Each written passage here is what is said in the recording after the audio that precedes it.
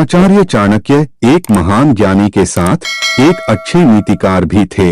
उन्होंने अपनी नीतियों में मनुष्य जीवन को सुखकर बनाने के लिए बहुत सी महत्वपूर्ण बातें बताई हैं। प्रत्येक मनुष्य को चाणक्य की इन बातों को ध्यान में रखकर कार्य करना चाहिए। जो भी मनुष्य ऐसा करता है वह जीवन में बड़ी सी बड़ी मुश्किल को आसानी से पार कर सकता है। दोस्तों, हम भली भांति जानते हैं कि बहुत से लोग उनके स्वभाव के कारण ही अन्य लोगों की गुलामी करते हैं।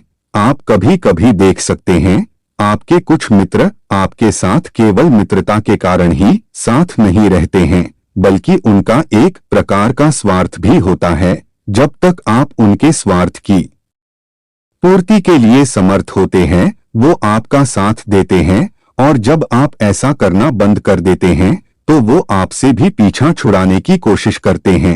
इस संसार में रहने वाले प्रत्येक मनुष्य का कुछ न कुछ तो स्वार्थ जरूर होता है और इस बात को ठुकराया नहीं जा सकता।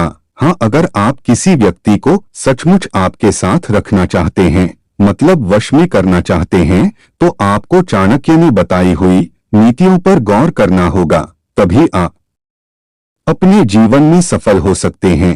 आज मैं आपको आचार्य चाणक्य ने बताई हुई ऐसी ही वशीकरण कुछ नीतियां बताने जा रही हूं, जिससे आप किसी को भी बड़ी आसानी से वश में कर सकते। आचार्य चाणक्य एक महान ज्ञानी के साथ एक अच्छे नीतिकार भी थे।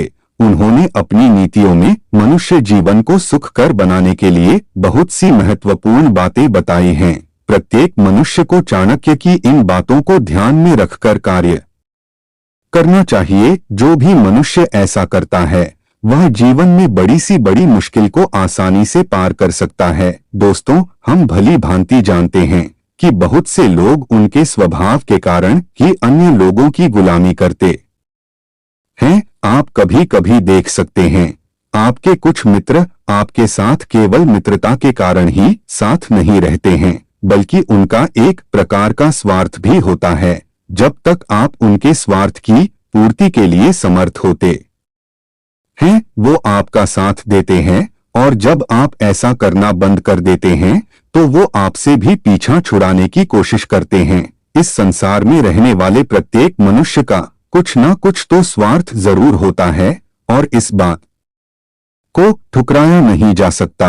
हाँ, अगर आप किसी व्यक्ति को सचमुच आपके साथ रखना चाहते हैं, मतलब वश में करना चाहते हैं, तो आपको चाणक्य ने बताई हुई नीतियों पर गौर करना होगा।